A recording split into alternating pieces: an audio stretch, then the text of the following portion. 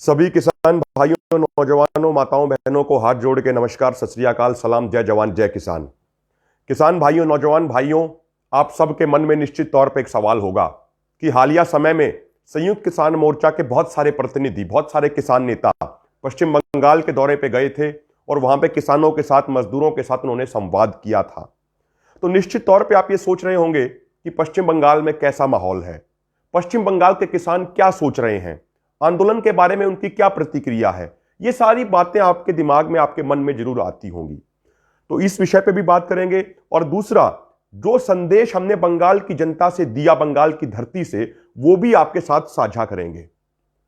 जब पश्चिम बंगाल में 10 तारीख को भी कुछ किसान नेता गए, उसके बाद 12 को, 13 को, 14 को लगातार कार्यक्रम हुए और अलग अलग किसान नेता वहां मौजूद रहे, जनता के साथ उन्होंने संवाद किया। तो सबसे पहली बात तो यह है कि पश्चिम बंगाल की जनता, पश्चिम बंगाल के किसान पूरे तरीके से इस आंदोलन के साथ हैं।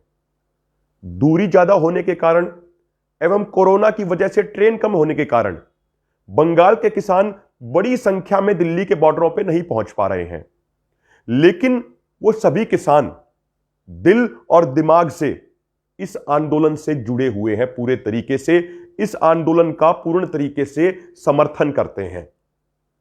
दूसरी बात यह थी कि हमारे मन में भी एक सवाल था कि भाई वहां पे बंगाली भाषा बोली जाती है ज्यादातर गांवों के अंदर, और हम हिंदी में या पंजाबी में अपनी बात रखेंगे। लेकिन हमें एक चीज महसूस हुई वहां जाने के बाद कि जब बात दिल से बोली जाती है और सुनने वाले दिल से सुनते हैं, तो बीच में भाषा आड़े नहीं आती, भाषा का बैरिकेड अपने आप टूट जाता है। तो हमारे सभी किसान नेताओं ने जब किसानों की पीड़ा को अपने दिल से बताया और वो पीड़ा किसानों के दिल तक पहुंची, तो सारी बातें अपने आप क्लियर होती चली गई।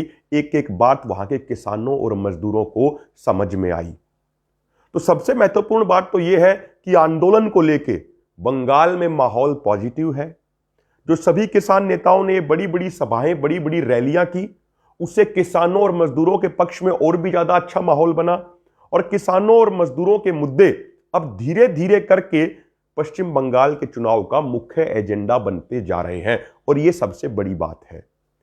जब हम वहां बंगाल में थे, अगर हम बात करें संदेश की कि हमने बंगाल की जनता से क्या संदेश दिया, तो हमने एक बात साफ तौर पे कही कि हम किसी का चुनाव प्रचार करने नहीं आए हैं, हम किसी के लिए वोट मांगने नहीं आए हैं। हम तो सिर्फ एक बात कहने आए हैं कि जो बीजेपी और आरएसएस की सरकार किसानों की भावनाओं का सम्मान नहीं कर रही है, जो बीजेपी की सरकार किसानों की शहादत का मजाक उड़ा रही है, जो बीजेपी की सरकार किसान आंदोलन को अपमानित करने का प्रयास कर रही है, उस बीजेपी की सरकार को कड़ा सबक सिखाइए। आगामी चुनावों में उस बीजेपी को वोट मत देना, अन्य किसी को भी दे देना, पर बीजेपी को वोट मत देना। यह अपील लेके हम बंगाल के किसानों, नौजवानों और मजदूरों के बीच में गए थे। दूसरी एक मुख्य बात यह भी है कि बंगाल में किसानों को एमएसपी बिल्कुल भी नहीं मिलता है। वहां पे भी बहुत सारी फसलें पैदा की जाती हैं किसानों द्वारा, धान की बड़ी मात्रा में पैदावार होती है, लेकिन वहां पे किसानों को, कुछ किसान तो ऐसे थे जिनको एमएसपी शब्द ही जिन्होंने नहीं सुना था, एमएसपी मिलने की बात दूर है। तो वहां पे किसानों का बहुत ज्यादा शोषण है, प्रोक्यूरमेंट भी बिल्कुल सही तरीके से नहीं है। तो जब एमएसपी के बारे में वहां के किसानों को विस्तार से सभी नेताओं ने बताया, तो वहां के लोगों में और भी जागरूकता आई। जब हमने बताया कि एमएसपी गारंटी कानून बनने के बाद हर किसान की फसल उस रेट पे खरीदी जाएगी जो रेट केंद्र सरकार द्वारा तय किया जाता है, तो लोगों में जागरूकता भी आई और लोगों में एक विश्वास भी पैदा हुआ और लोगों में आंदोलन के प्रति लगाव और भी अधिक बढ़ा। वहां पे हमने उनको बताया कि पिछले 17 सालों में जो भारत के किसानों को उचित एमएसपी नहीं मिला, जिस एमएसपी का वादा सरकारों ने किया था, तो उसके कारण भारत के किसानों को 45 लाख करोड़ का नुकसान हुआ। और किसानों पर टोटल कर्जा कितना है? मात्र 10 लाख करोड़ का, 12 लाख करोड़ का।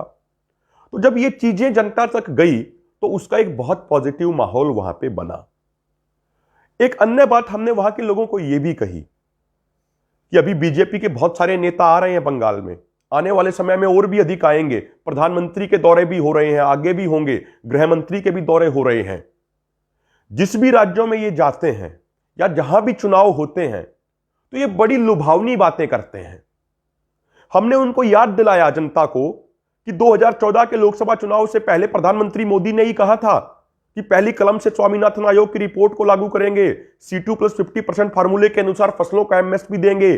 जिस C2+50% फार्मूले के अनुसार गेहूं का एमएसपी 3,150 रुपए क्विंटल बनता है पूरे देश की यदि एवरेज निकालें तो। उसके बाद हमने बताया कि इन्होंने उत्तर प्रदेश में वादा किया था कि ये किसानों की कर्ज माफी करेंगे, लेकिन 1 रुपए के चेक दिए, 2 रुपए के चेक दिए सरकार बनने के बाद। हमने किसानों को यह भी याद दिलाया कि ये वही सरकार है जब 2014 में सत्ता में आई थी तो इस सरकार ने सबसे पहला निर्णय यह लिया था कि जो राज्य सरकारें गेहूं और धान पे किसानों को बोनस देती थी वो बोनस इन्होंने बंद करा दिया था। हमने किसानों को यह भी याद दिलाया वहां पे कि यह सरकार पीडीएस सिस्टम को बंद करने की साजिश रच रही है, यह सरकार एफसीआई को बेचने की तैयारी कर रही है। किसानों तक यह बात हमने पहुंचाई कि 2016-17 के बाद से बजट में फूड सब्सिडी के नाम पे एक भी पैसा अलॉट नहीं किया गया। 2016-17 से पहले हर साल चाहे कोई भी सरकार रही हो, एफसीआई को पैसा दिया जाता था फूड सब्सिडी के नाम पे, ताकि एफसीआई जो पीडीएस सिस्टम है वो अच्छे से चला सके, किसानों की प्रोक्यूरमेंट अच्छे से हो। और जनता तक हमने ये बात भी पहुंचाई कि जब ये सत्ता में आए थे 2014 में तो उस समय एफसीआई के ऊपर कर्जा 91,000 करोड़ था और आज कर्जा बढ़ के 4,09,000 करोड़ हो गया है। और किसी भी सरकारी कंपनी, सरकारी उपक्रम को बेचने से पहले ये लोग उसको घाटे में दिखाते हैं, उसके ऊपर कर्जा दिखाते हैं और फिर उसको बेच देते हैं। और यदि एफसीआई को बेच दिया गया, यदि सरकार ने एफसीआई को प्राइवेटाइज कर दिया तो ना तो फिर किसानों की फसलों की प्रोक्यूरमेंट होगी और ना ही गरीब भाइयों को 2 रुपए किलो अनाज पीडीएस सिस्टम के माध्यम से मिलेगा। ये बातें लोगों को टच की, लोगों ने इन चीजों को समझा कि ये जो दिल्ली के बॉर्डरों पे जो लाखों किसान बैठे हैं, ये किसान हर राज्य के किसान की लड़ाई लड़ रहे हैं। ये किसान पूरे देश के किसानों की लड़ाई लड़ रहे हैं, पूरे देश को बचाने की लड़ाई लड़ रहे हैं। हर उस व्यक्ति, हर उस जीव जंतु की लड़ाई लड़ रहे हैं जिसका रोटी पर अधिकार है, जिसका खाने पर अधिकार है। तो ये मनुष्यों के साथ साथ पशु और पक्षियों को बचाने की भी लड़ाई लड़ रहे हैं, क्योंकि खाने पे उनका भी अधिकार है। ये बातें लोगों को समझ में आई। फिर हमने लोगों को यह भी बताया कि सत्ता में आने से पहले इन्होंने कहा था कि 2 करोड़ रोजगार देंगे। रोजगार देने की बात तो दूर, पिछले 1 साल में 10 करोड़ रोजगार खत्म कर दिए। इन्होंने कहा था 15 लाख रुपए खातों में भेजेंगे। एक भी पैसा देने की बात तो दूर, इन्होंने पूरे देश का पैसा बैंकों में जमा करा दिया और देश के सभी लोगों को परेशान किया। हमने लोगों को यह भी बताया कि जो ये रोजगार देने की बात करते थे, आज के दिन पिछले 45 वर्षों में बेरोजगारी सबसे उच्च स्तर पे है। हमने किसानों को यह भी याद दिलाया कि ये सरकार बार बार नारा देती थी कि 2022 तक किसानों की आय दोगुनी करेंगे, लेकिन इनके कार्यकाल में सभी फसलों के दाम आधे से भी कम हो गए। और वो कौन सा ऐसा गणित का टीचर है जिससे ये पढ़े हैं कि ये फसलों के दाम आधे से भी कम करके किसानों की आय दोगुनी कर देंगे? ऐसा कौन सा फॉर्मूला है? लोगों तक हमने ये बात पहुंचाई। लोगों को यह भी याद दिलाया, बंगाल के लोगों को, बंगाल के किसानों और मजदूरों को, कि ये वही सरकार है जिसने 3 साल तक किसानों की आत्महत्या के आंकड़े पब्लिश नहीं किए, क्योंकि इनके काल में, इनके राज में किसानों की आत्महत्या लगातार बढ़ रही थी। तो 3 साल तक तो इन्होंने देश को यही नहीं बताया कि हर साल कितने किसानों ने आत्महत्या की। ये सारी चीजें किसानों तक लेके गए। उनको यह भी बताया कि किस तरीके से भूमि अधिग्रहण अध्यादेश के नाम पे 2014-15 में किसानों की जमीन लूटने का प्रयास किया था। उनको यह भी बताया कि ये 3 काले कानून जो हैं, ये किसानों की मौत के फरमान हैं। ये सारी चीजें उनको बताई। काले कानूनों में क्या क्या समस्याएं हैं, क्या क्या खामियां हैं, कॉन्ट्रैक्ट फार्मिंग में क्या समस्या है, ये सारी चीजें उन तक हमने बहुत सरल भाषा में बताई। उसके अलावा हमने एक चीज उनसे और कही कि यदि कोई व्यक्ति, ये निवेदन किया, ये विनती की उनसे हाथ जोड़ के, कि यदि कोई व्यक्ति आगामी चुनावों में बीजेपी को वोट करता है तो इसका यह मतलब हुआ वो वोट उन शहीद किसानों का अपमान होगी जिन्होंने दिल्ली के बॉर्डरों पर बैठ के अपनी शहादत दी है इस आंदोलन में। बीजेपी को दी जाने वाली वोट उन लाखों किसानों का अपमान होगी जो 100 दिनों से भी अधिक हो गए हैं, जिन्होंने पूरी कड़कड़ाती ठंड खुले आसमान के नीचे बिता दी। तो हमने सबसे निवेदन यह किया कि उन शहीद किसानों के सम्मान में इस किसान आंदोलन के समर्थन में देश को आगे बढ़ाने के लिए बीजेपी को वोट मत देना, अन्य किसी भी पार्टी को दे देना जिसको आपका मन करे। और हमने एक चीज और भी स्पष्ट कर दी कि हमारी किसी पार्टी के साथ कोई निजी दुश्मनी नहीं है, हमारी बीजेपी के साथ भी कोई निजी दुश्मनी नहीं है। लेकिन यह बीजेपी पार्टी किसानों के खिलाफ नीतियां बना रही है, मजदूरों के खिलाफ काम कर रही है, नौजवानों के लिए रोजगार नहीं दे रही है, सामाजिक भाईचारे को तोड़ने का काम कर रही है। इसीलिए इस बीजेपी का विरोध जरूरी है। यदि यह बीजेपी की सरकार हमारी मांगों को पूरा कर देती है, तीनों काले कानून वापस ले लेती है, एमएसपी गारंटी कानून लागू कर देती है, तो हमें इनसे फिर कोई दिक्कत नहीं है, इनसे कोई निजी दुश्मनी नहीं है। और साथियों, अंत में हमने उनसे एक बात और निवेदन किया जो बहुत महत्वपूर्ण है। अपने किसान समाज की भी एक कमी है, एक गलती है, अपने मजदूर समाज की, नौजवान समाज की, किसान समाज की, और वो हमें स्वीकार भी करनी चाहिए। और जब हम स्वीकार करते हैं किसी गलती को, तो ही फिर उस गलती को दूर कर पाते हैं। और हमारी गलती यह है कि जब भी चुनाव आते हैं तो ये राजनेता हमें धर्म, जाति, संप्रदाय, क्षेत्र में बांट के हमारी वोट लूट लेते हैं हमसे। ये 2000 के नोट में और शराब की बोतल में हमारी वोट ले जाते हैं। हमारा समाज कभी अपने सामाजिक मुद्दों पर वोट डालता ही नहीं है, कभी खेती किसानी के मुद्दों पे वोट नहीं डालता, कभी मजदूरों के मुद्दे पे वोट नहीं डालता, कभी रोजगार के मुद्दे पे वोट नहीं डालता, कभी सामाजिक भाईचारे के मुद्दे पर वोट नहीं डालता।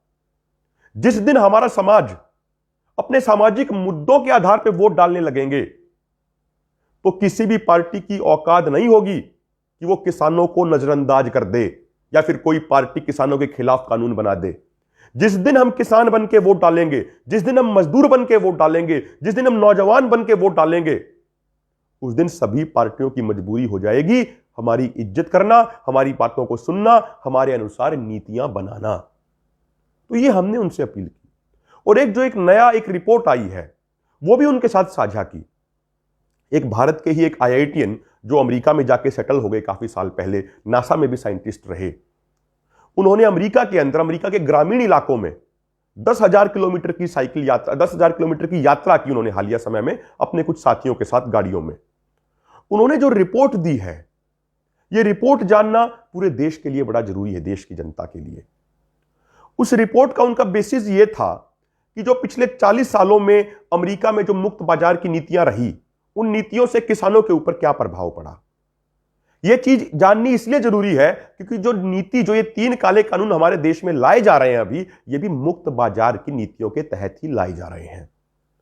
तो उन लोगों ने जो पूरे अमेरिका के ग्रामीण इलाके में जो घूमे, 10,000 किलोमीटर की यात्रा की, उससे बड़े चौंकाने वाली चीजें सामने निकल के आई। ये निकल के आया कि इन 40 सालों की मुक्त बाजार की नीतियों ने अमेरिका के किसानों को कंगाल कर दिया, अमेरिका के किसानों को बर्बाद कर दिया। उन्होंने बहुत सारे ऐसे किसानों की जिक्र किया है उसमें जो पहले खेती करते थे, उनके सारे खेत बिक गए, उनके पशु बिक गए, और आज वो किसी कंपनी में छोटी मोटी नौकरी करने पे मजबूर है। यानी किसान को नौकर बना दिया मुक्त बाजार की नीतियों ने। उसमें यह भी बताया गया कि अमेरिका के किसानों के ऊपर इस समय 425 बिलियन यूएस डॉलर यानी लगभग 30 लाख करोड़ रुपए का कर्जा है। उस रिपोर्ट में यह भी बताया गया है कि मुक्त बाजार की नीतियां जब से लागू हुई तो आज के दिन हालात यह है कि वहां के किसानों को जिंदा रखने के लिए, सिर्फ जिंदा रखने के लिए, वहां की सरकार हर किसान को प्रति वर्ष 42 लाख रुपए की सब्सिडी देती है। 42 लाख रुपए की। उस रिपोर्ट में यह भी कहा गया कि पिछले 20 सालों में वहां के किसानों की लागत 3 गुना बढ़ गई, लेकिन जो उनका फार्म गेट प्राइस है वो 1865 वाला है, जो 155 साल पहले था। वहां की जो काउंटीज हैं, जो रूरल इलाका है, 80% काउंटीज में पॉपुलेशन कम हो गई है। वहां से किसान, वहां से मजदूर पलायन करने पे मजबूर हो रहे हैं। वहां के ग्रामीण इलाकों में आत्महत्या की दर 3 से 4 गुना ज्यादा है। वहां पे हर साल ग्रामीण इलाकों में 1000 स्कूल, हॉस्पिटल बंद हो रहे हैं क्योंकि किसान वहां पे भी पलायन करने के लिए मजबूर हो रहा है। बहुत सारी ऐसी घटनाएं उन्होंने बताई जहां पे वहां पे किसानों ने आत्महत्या की। तो ये सब चीजें हमने बंगाल की जनता तक पहुंचाई, उन लोगों को बताया कि जो ये लड़ाई आज लड़ी जा रही है, ये लड़ाई किसान की जमीन बचाने के साथ साथ किसान का स्वाभिमान और जमीर बचाने की लड़ाई है। यह लड़ाई फसलों को बचाने के साथ साथ आगे की नस्लों को बचाने की लड़ाई है।